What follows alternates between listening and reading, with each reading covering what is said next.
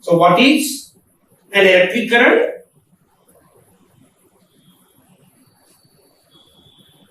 Flow of electric charge through a conductor in unit time. We can write formula I is equal to Q by T or NE by T. Units are ampere. So here moving charges is also established electric current. So first the relation between electric current and magnetic field. Experimentally verified by the famous scientist Oersted. By doing some experiment, the name of the scientist is Oersted. Here, the Oersted taken a magnetic compass needle and he kept nearby the current carrying conductor. He has taken one conductor. When he is passing current like this, so when the current is passing through this conductor, nearby this conductor, he has arranged one magnetic needle. When the current passing through it, the needle is deflected. So why the needle is deflected? The needle experiences some force. That force is because of magnetic field. Around this conductor, there will be a magnetic field. As a result, the needle is deflected.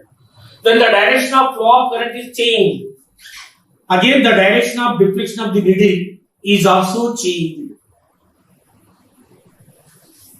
Here, Oersted is also observed the alignment of the magnetic needle around the current carrying conductor. So, if you see the magnetic needle, it always comes to rest like this. The alignment of the magnetic needle. So, nothing but what you understand when current is passing through the conductor. Here, the magnetic field is arranged in the form of circles. And here Oersted is also taken some iron filings. When iron filings are sprinkled on the current carrying conductor, those all filings are arranged themselves in the form of concentric circles.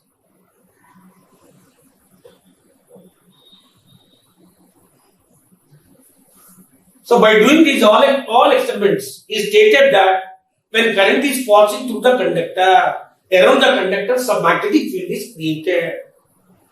So what is the other source of the magnetic field? A bar magnet. So what type of magnetic field takes place around a bar magnet?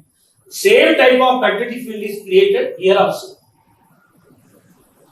A stationary charge is produced electric field, but here moving charge is produced magnetic field. Here the properties of electric field and the properties of magnetic field almost are similar. Here the magnetic field takes place in all directions around the current carrying conductor. We can say three-dimensional. The magnetic field is three-dimensional. Here the magnetic field just not artifact.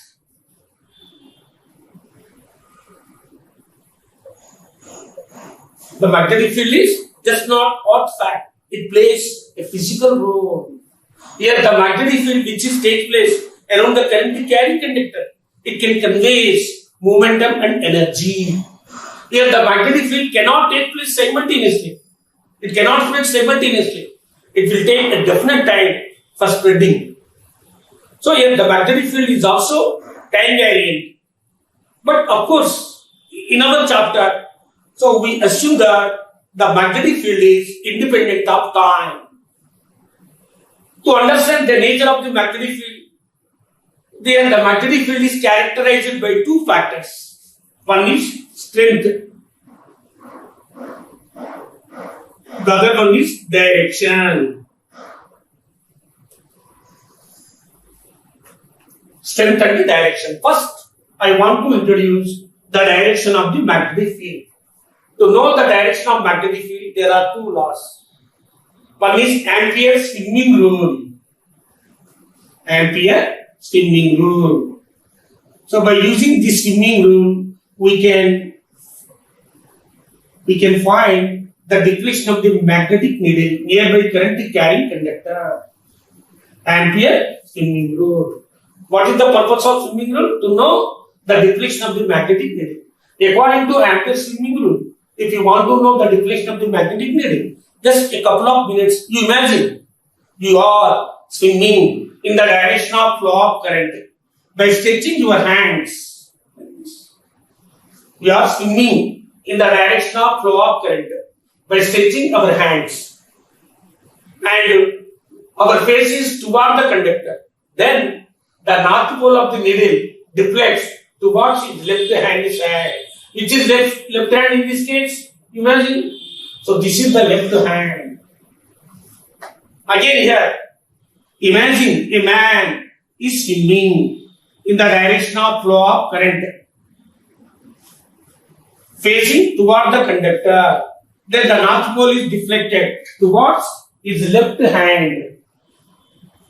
So by using Ampere's swimming rule, we can identify the direction of deflection of the magnetic field. To know the direction of magnetic field, we have another rule, the very famous Ampere right hand thumb rule.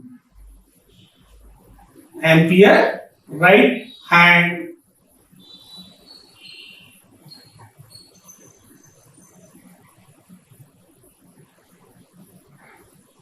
So according to Ampere right hand thumb rule, if you want to know the direction of magnetic field, the current carrying conductor is held in the direction of like this, in the direction of right hand, and the thumb is pointing in the direction of flow of current.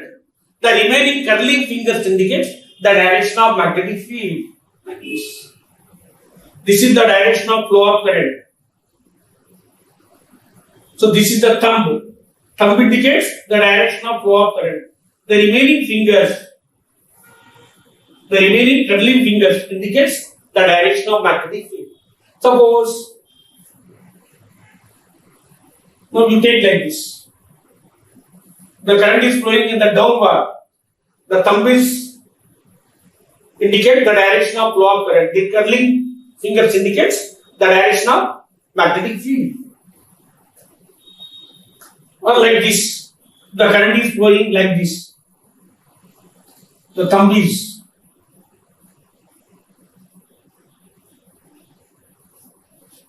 Suppose in the case of circular current, if you take a circular current, a current is flowing in the coil, in the circular path. In that case, these curling fingers indicate the direction of flow of current. The thumb indicates the direction of magnetic field. So by using right-handed thumb rule, in every case, we can find the direction of magnetic field. Now, the strength. In general, to know the nature of the magnetic field or strength of the magnetic field, so we are using the field lines. Take a charge.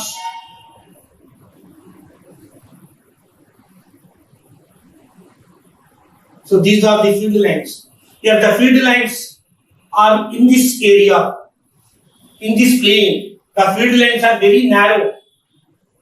Here the field lines are far apart. So where the field lines are crowded, we can say that the field is very strong. Where the field lines are far apart, we can say the field is very weak. If you take a bar magnet,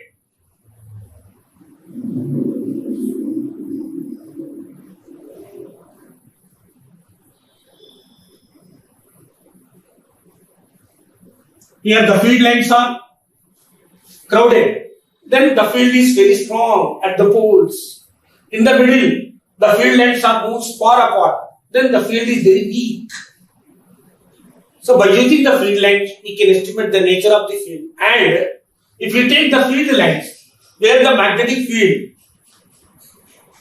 is same at each and every point, then the magnetic field is called uniform magnetic field, which is shown by equal distance parallel lines.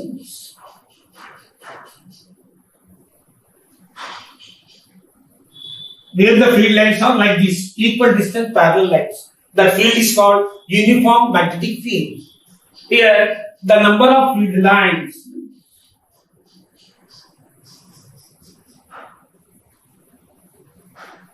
here the number of these field lines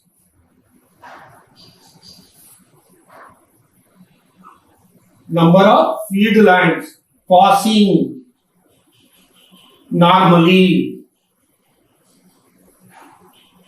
normally through a surface. So this number of field lines are called magnetic flux. So this is one of the way to estimate magnetic field, the strength of the magnetic field in terms of magnetic flux, in terms of magnetic field lines. So magnetic flux is nothing but number of field lines passing normally through the surface. If the same number of field lines, if you take for unit area, these are the number of field lines for unit area. Number of field lines per unit area is called magnetic strength. B is equal to pi by A. Units are Weber per meter square or Newton. Tesla, the SI unit is Tesla. It is called magnetic field strength or magnetic induction or magnetic flux density. So this is one of the ways to estimate magnetic field strength. But here in this chapter, the main object we are going to study about the magnetic field. We are going to calculating magnetic field by passing current through different shapes of conductors. Like this. First, you take curved conductor.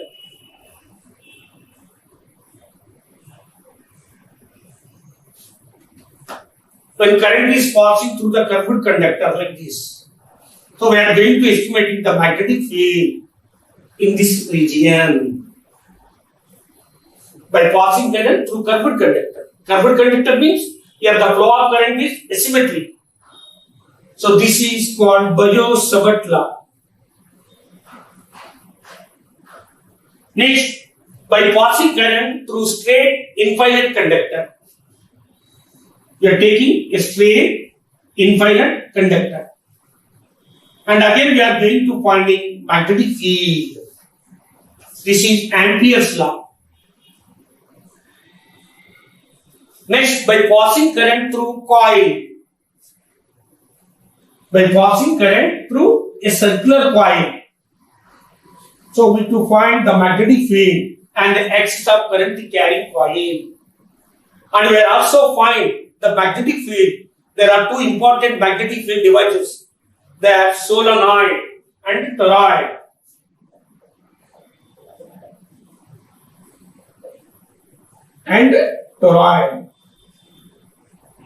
In these two cases also, we are going to finding the magnetic field, which are very most important devices. We are mainly using in application purpose to produce uniform magnetic field.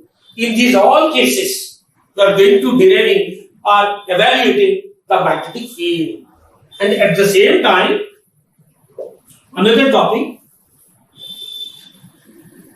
nearby current carrying conductor. If we keep a magnetic needle, whatever it is deflected. Why it is deflecting? Because of it experiencing force. Here the magnetic field and the flowing electric current interacts with magnetic field and applies some force. So instead of magnetic needle, if we keep an electric charge in this magnetic field, so whatever this electric charge is experiencing force. Next, we are going to study the force on electric charge in the magnetic field. But if the electric charge is at rest, it does not experience any force. A stationary charge cannot experience any force in magnetic field. But a stationary charge can experience a force in electric field. The force on a charge in electric field is equal. But if the same charge, if it is at rest, it does not experience any force in the magnetic field. But if the charge is moving, then the magnetic field can exert some force on the charge. So what is the force on a moving charge in the magnetic field? And the direction of force. By using this formula, there is a famous device, cyclotron.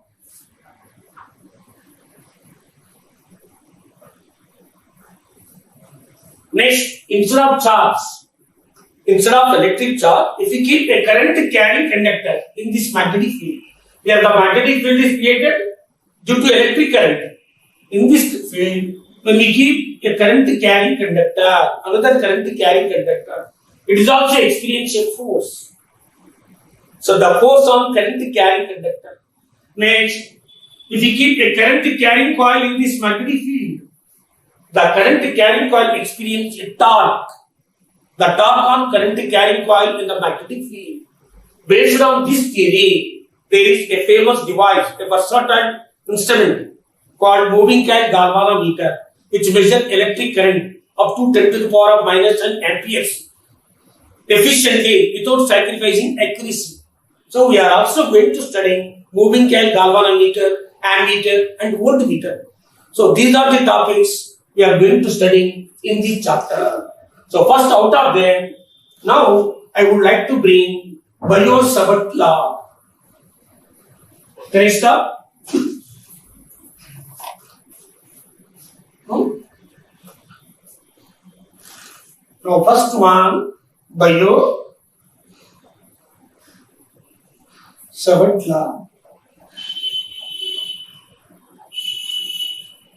Now what is the purpose of Biot-Savart law?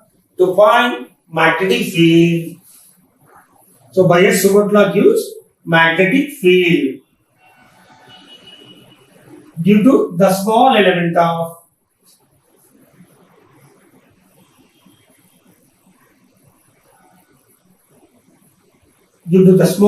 of current carrying conductor. Now you take current carrying curved conductor.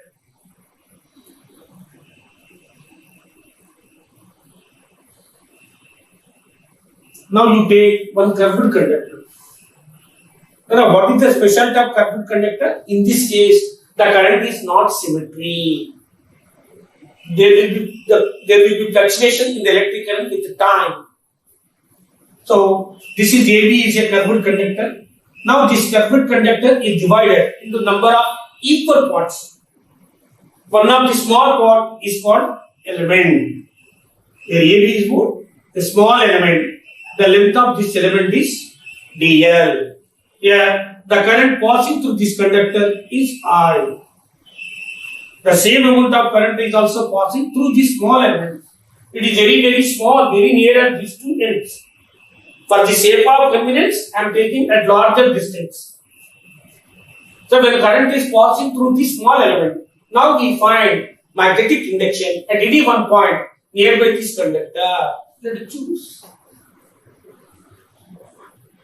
So we want to find the magnetic field at the point P. Here the magnetic field is only because of electric current. So here the magnetic field is directly proportional to strength of the electric current in the small element. If the strength of the current increases, magnetic field is also increases. If the strength of the current decreases, magnetic field is also decreases. Hence we can write magnetic field due to the small element directly proportional to strength of the electric current. And it is also directly proportional to length of the element. It is also proportional to length of the small element. It depends upon both. I into dl is called current element. Now, you take this point. If you take this point P, very infinite distance, what happened? The field becomes zero. If this point P we take very nearby the conductor, the field becomes infinity. So that means here the field is also depends upon the distance of this point from the conductor, from the element, from the source. So that is why we connect the point P and this element. And now we connect this edge or this edge. These are two very narrow. But we are taking the larger scale. So here R is equal to what? The distance of this point from the source or position vector. The angle between them theta. So here the magnetic field is also directly proportional to the side angle between element and the point. dB proportional to sine theta.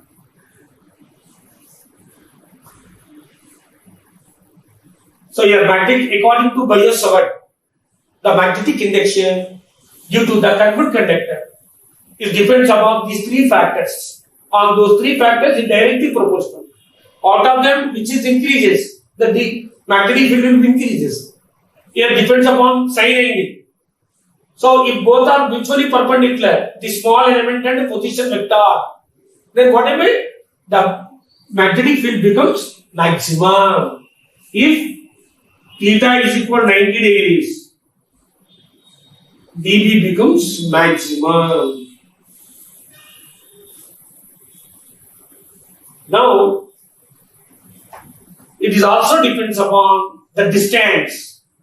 So, if the point P, if you bring very nearer to the conductor, the field becomes infinity. If you take infinity distance, the field becomes zero. So, that is why here the field, magnetic field, due to curved conductor, is also depends upon distance, square of the distance. It is inversely proportional to square of the distance. Same Coulomb's law, it is follows Coulomb's law. So totally, according to Biot-Savart law, this is an experimental result. Depends upon these four factors.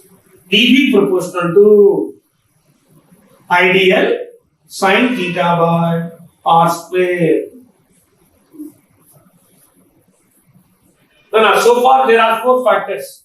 So another factor is there which influence here the magnetic field. The another invisible factor. Now you take coronavirus, how it will affect our biological system? In the same manner, here another invisible quantity, which is also influence here existing magnetic field. That is the property of the medium. Here the property of the medium is also relatively either decreasing or decreasing existing magnetic field. That is why we must take into consider the property of the medium. Here the medium is either air or vacuum, both are equal. Here the property of this medium is called magnetic permeability. It is always constant, wherever, in all cases, the magnetic permeability of free space and air is constant. We are taking this constant in the form of proportionality constant. It is in our physics culture. Whenever this proportional symbol is removed, then we can write one proportional constant. Here, what is the proportional constant? dB is equal mu naught by 4 pi ideal sin theta by r square. Here, mu naught is equal magnetic permeability.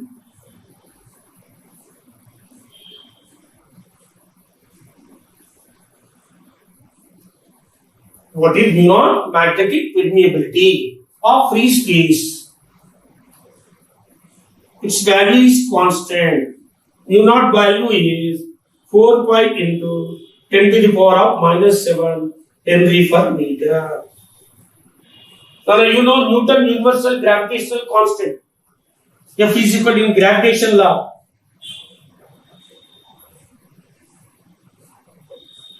Here, whereas Newton gravitational constant does not depend upon intervening medium, but whereas here field it depends upon the medium, in which medium the conductor is present. It depends upon the nature of the medium, but here it does not depend upon nature of the medium. So mu naught by 4 pi ideal sin theta by r square. So this is called Biot-Savart law, scalar form. The magnetic induction due to curved conductor.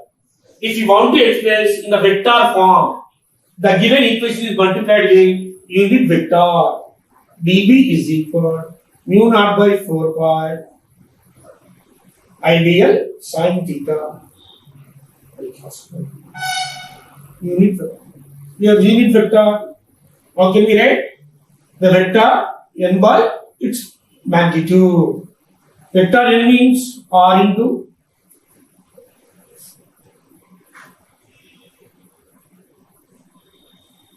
by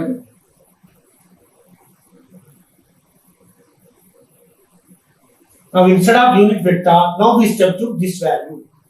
dB becomes mu naught by 4 pi ideal sin theta upon cos square instead of unit vector.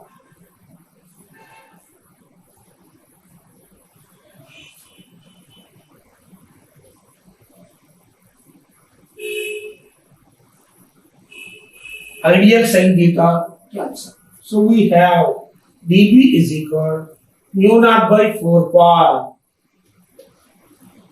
So this is current element by R square into R cube. So this is scalar form of Biot-Savart. Scalar form of Biot-Savart. To find magnetic field due to the small element of curved conductor, then we can use this formula. And I have Biot-Savart law and the Coulomb inverse square law in electrostatics. There is some similarities. Coulomb inverse square law in electrostatics.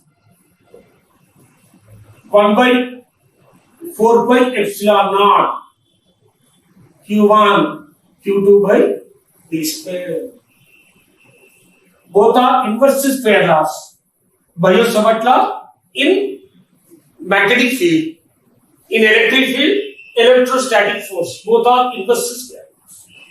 Whereas your magnetic field is depends upon current element. Whereas electric field is depends upon the scalar quantity electric charge. So electric field is because of the source is scalar quantity. Your magnetic field source is vector quantity, current element. Your electric field, magnetic field are having same properties. The field lines are different. You know, in the case of electric field, you never expect closed loops. But only in the case of magnetic field, we can expect closed loops. So thank you. In the next class, I am going to teach Ampere's law.